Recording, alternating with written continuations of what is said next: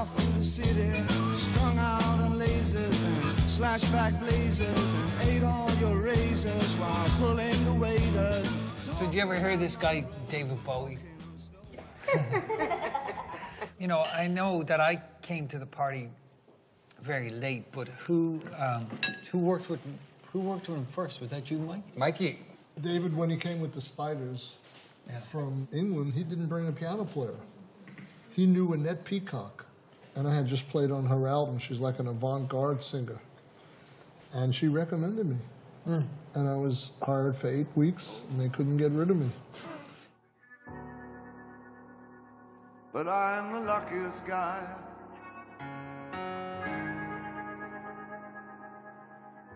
Not the loneliest guy in the world. Earl joined the band, which would have been about 2 years after I joined. Yeah, it was. It was like 1974. I thought, why do we have a 14-year-old guitar player in the band? Right. And I was going, what am I doing with all these old men? Yeah. I'm serious because I was, what, 22? Maybe less, no? Just maybe 21 or 22. Tony Newman was on drums. He was over 30. That's right. You were almost 30. Yep. Right? 29. DB was 5 years older than me. So I'm like looking at all these old dudes in the band, but now like I'm the old dude in the band. Sterling, you've been with David a long time. Yep. How did you? The lineage is when I met Dennis Davis in '78. So. And he lived in my building. He lived in your building? And he was going to do a gig that night. And how old were you? 14. 14. That's and he, you know, he had a stick bag, and I was like, I just started playing drums, you know. Where you going? He said, I got a gig tonight. I'm playing at the Garden. You want a ticket?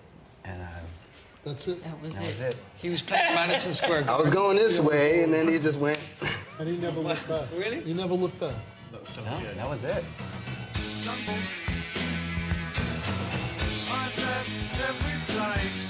It was the future. It was like the 80s in 1978.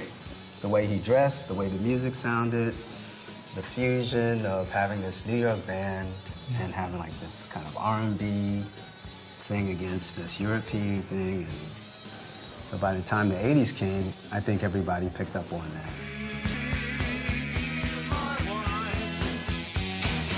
I was going to ask Catherine her experience of meeting David. I was told he was looking for someone to sing backup vocals and play simple keyboard parts. Right. So that was the job description, which ended up turning into a lot more than that, which was great for me. Right. Because in this band, I got to do everything that I didn't even think I could do. Ziggy really sang, screwed up eyes, screwed down hairdo. That's in cat from Japan. But your singing is so incredible, Catherine. Incredible. You know, I loved singing with David because he liked to holler. Yeah. So it was nice, you know, station to station. I got to, you know, that vibrato. Oh, you know. Yeah. Is there life on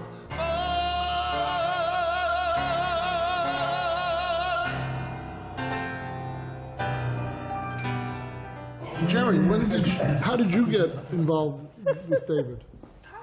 What was the connection? I got introduced to David through our good friend Mark Platty, who was an amazing producer, and who was David's MD at the time.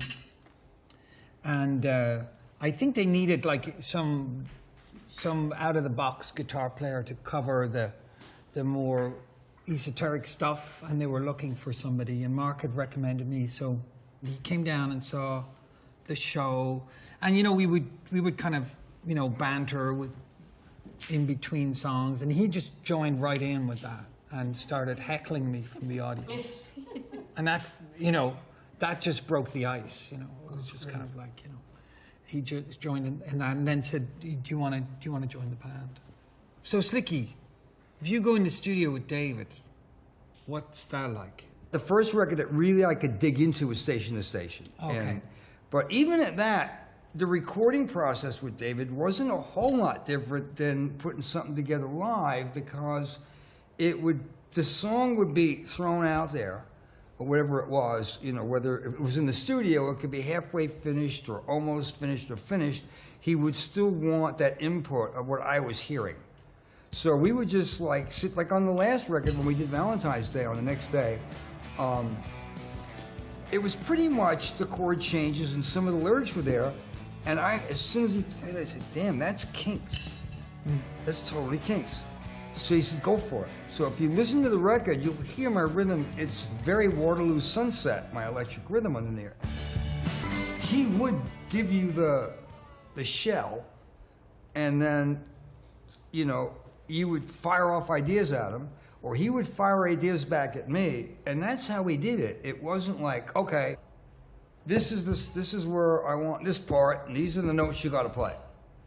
It didn't work like that. It was very much of a collaborative thing where he picked people that did a certain thing for a certain reason. So, but he would figure out how to drag that out of you.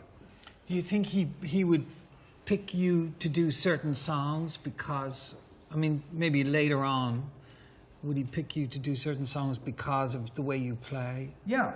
There were certain things that I would do that became signature over time that he knew, okay, that's a Slicky track. That's the Jerry track, whatever, you know, and that's how he worked it. And sometimes it would be he would have an idea, but you know, he couldn't play it to me right, so he'd give me the shell of it, and then I would just keep it. I go, oh, no, that's it, you know. So it was really good like that because it gave me an opportunity to take the ideas and make them mine as well, which felt good.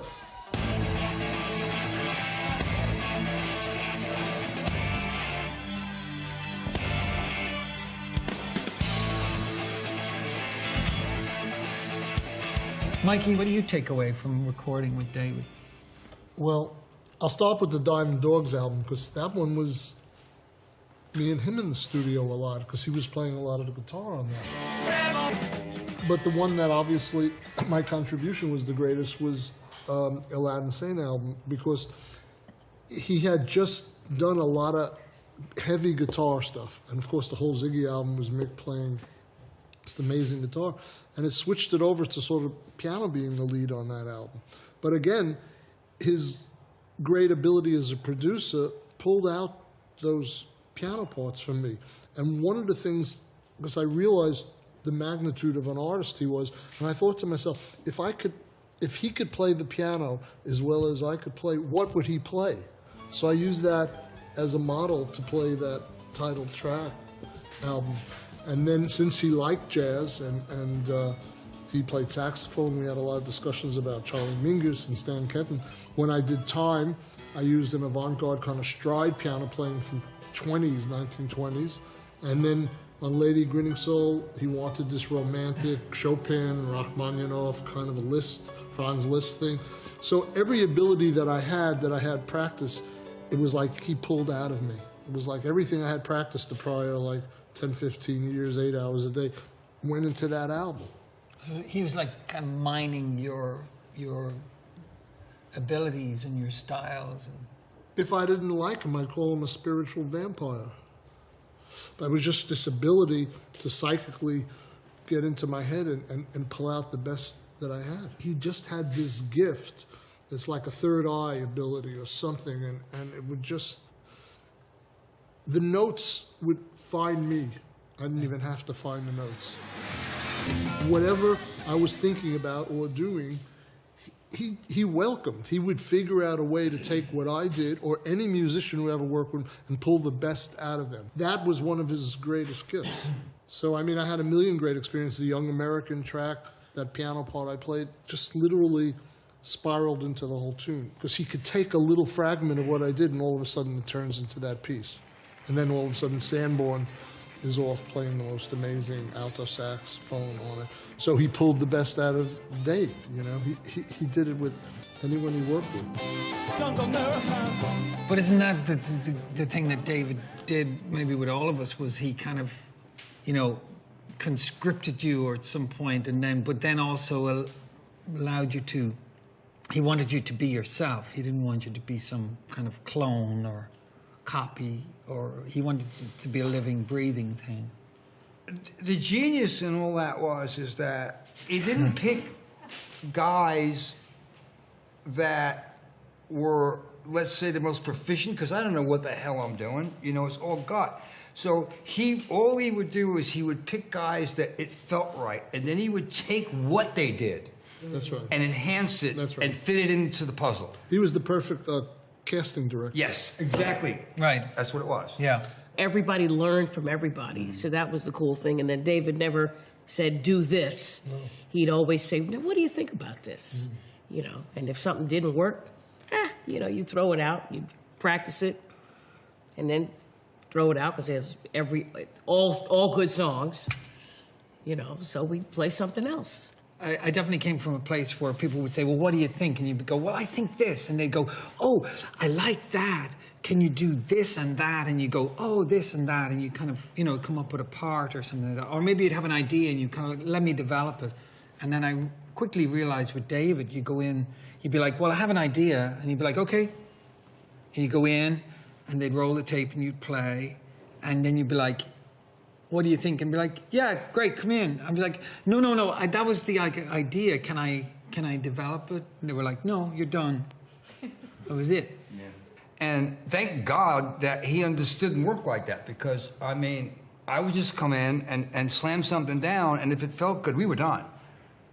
Yeah. And I love that. Yeah. Because, I mean, for me to do 3 takes on something, by take 3, it was shit. Right. Because I'd start to think. Right. And when I think, things go very sideways. Did you have a different experience recording with David than you would with other people, or? Well, yeah, the same thing. I mean, I did a tune or 2 on Reality. Yeah. And I didn't know I was finished. It's the same kind of thing. Okay, me and Gail went in, you know, sang some backing vocals. Okay, great. And I thought, you know, I don't know how that was. Was that okay? You know, because I'm so used to, well, others that I've worked with, where you spend all day long trying to get something. Right. Perfect, you know, perfect. And then then they say, you know, take a break. You know, it's not there yet.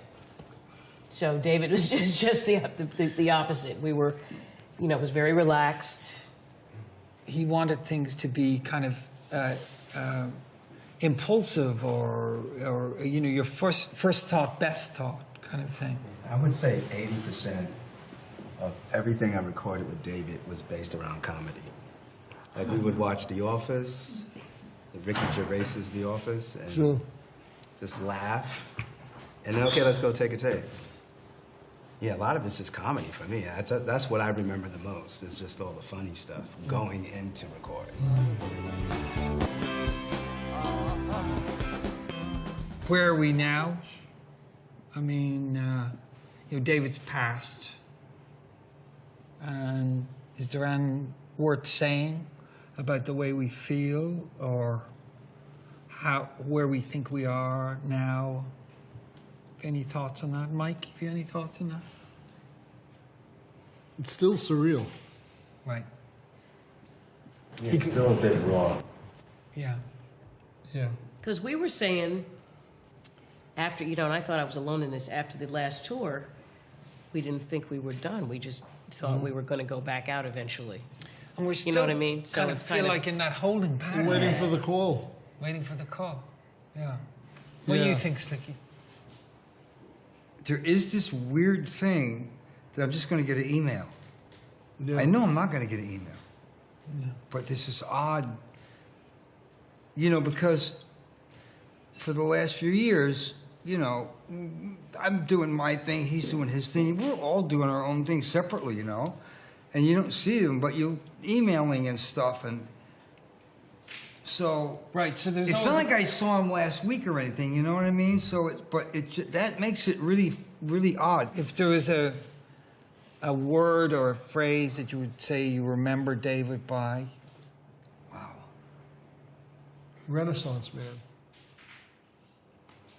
Nice. You know, I tell you, if I could double-edged sword. It was always a double-edged sword. For 42 years, it was a double-edged sword. And that's me just being dead and honest. Best life lesson I've ever had. Sterling? You said Renaissance, man, so I don't know, you know. You can The say dude it again. transcends things. I mean, you hear the music and it takes you places and... He was a teacher, Who's the teacher? because the best teachers get the best out of you. He was And in you're- university. Yeah, I would there like it to is. say. He's in university. Now you just formed a cult. Thanks. We want to join. Bowie, you. Bowie, you. Only you. Oh, no, no, no.